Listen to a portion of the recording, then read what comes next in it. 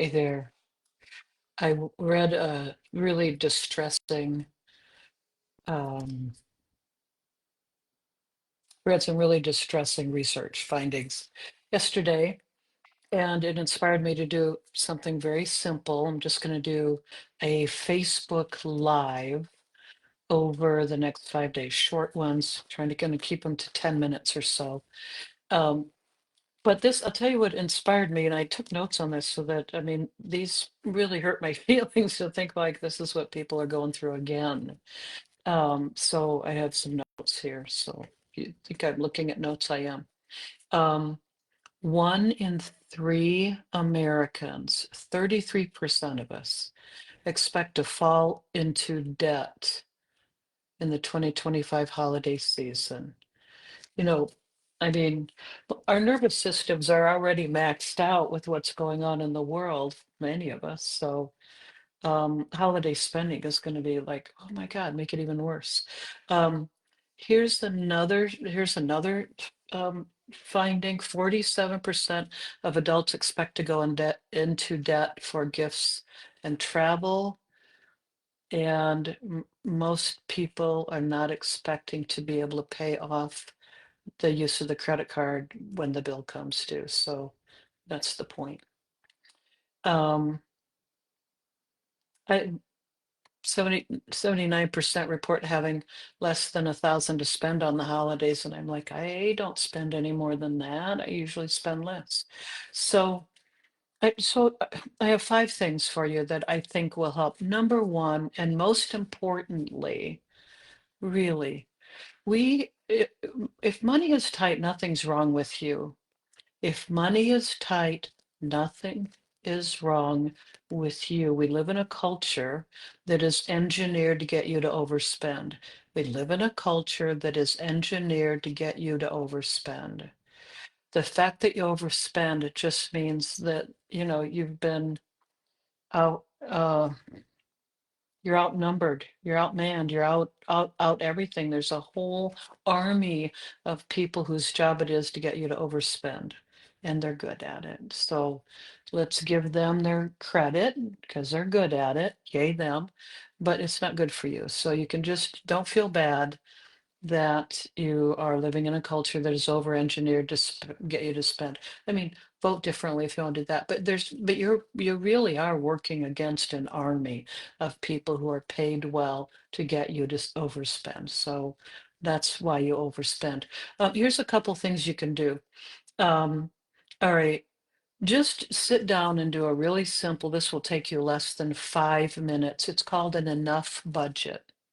It's called enough budget in quotes. And it's very simple. What are three things that really matter to you over this Christmas, over this Thanksgiving, all of the holidays from here until, we get back into the swing of things the first week of January. So these 6 weeks are really complex for people to manage, I think. So, I mean, we've done a number of things to try to help. Um, but that's one of them. Just write down 3 things that really matter, that matter the most, which might mean you might not take, maybe your standard practice is to bring a bottle of wine and some flowers to somebody. Okay. And then a gift. I mean, what about one of those 3 rather than all 3 of those 3? Just a thought. So make a list of 3 things that actually matter and let those drive spending.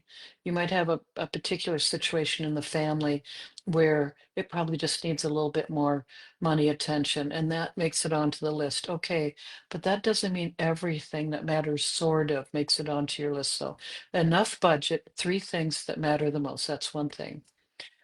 Right now, quick, before you start doing any Black Friday spending or any of that kind of stuff, and you might know there's a little bit of a movement to not buy from corporate over like the regular, like I think it's November 25 to the Tuesday after that. Go local, right? Buy local, small business owners, but also put together the second thing is called a regret line. A regret line is I will be okay spending up to this line, and that's when I'm going to start regretting. And just do this ahead of time. Most of overspending is mindless spending. That is what that army of people are supposed to do. They're supposed to get you to buy, right, loss leaders, or not even loss lead, but just they're meant to get you to buy impulsively. So make a line. When we cross that line, we're going to regret having spent this much on Christmas. And just keep track, or on Thanksgiving, whatever it is you use your money for the holidays. Um, the next thing, oh, I put down another thing I think will help. If you get to that regret line, just stop buying for 24 hours. Just pause. Most of these are about pausing and thinking and reminding yourself of, gifts are tokens of care. Gifts are tokens of care. There are a lot of ways to show you care. They aren't proof that you love somebody. They aren't proof of success. Lean into, this gift is a token of care, and it can be a token. Doesn't have to be a car. Um, there's another thing that you can do, which is just prep people ahead of time. The many people in my family know that I think everybody has enough, and that's why I don't give them another thing that they're going to have to, in 3 years, declutter out of their house. So people know that ahead of time. So if you're not accustomed to that, here's the thing that I wrote down. You could say this. Hey, we're simplifying this year, so I'm not doing extra gift exchanges, but I'd still love to see you. You can do some, this is the year, this is the time of love. And I am thinking about just loving, what? I was thinking about, nobody has enough time to do Christmas cards anymore.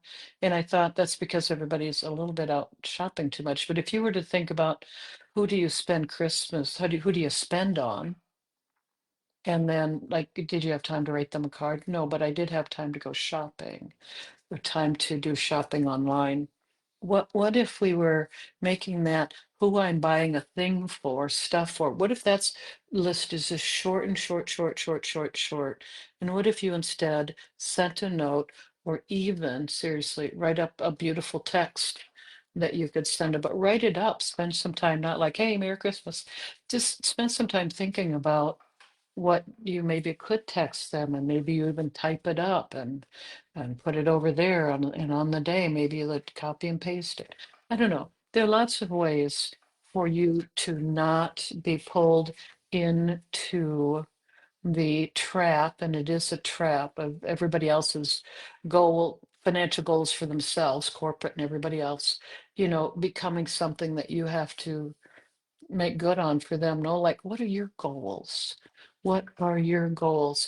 If you came out on the other side of Christmas and you didn't have extra debt, would you be okay with that? If everybody you cared about still felt loved, and the purchasing dollar amount went down, but they felt loved, would you be okay with that? Because if you'd be okay with that, it's probably a matter of normalizing, like, look, I'm overspending because the culture is engineered to get me to overspend. That's why. Don't worry about it.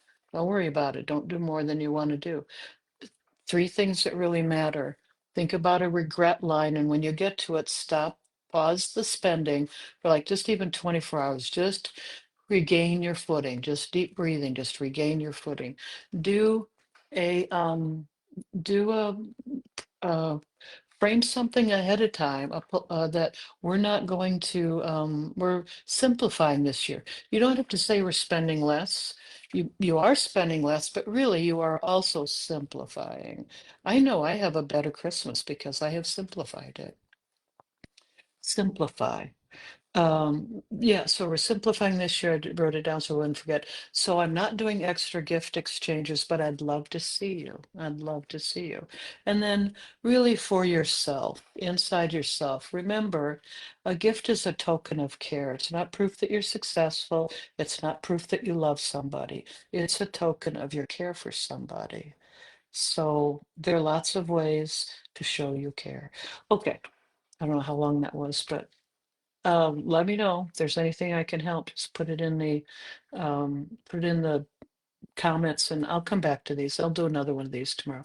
Tomorrow, I'm going to talk about grief, loss, and the empty chair at the table. Yeah, it's painful at holidays, isn't it?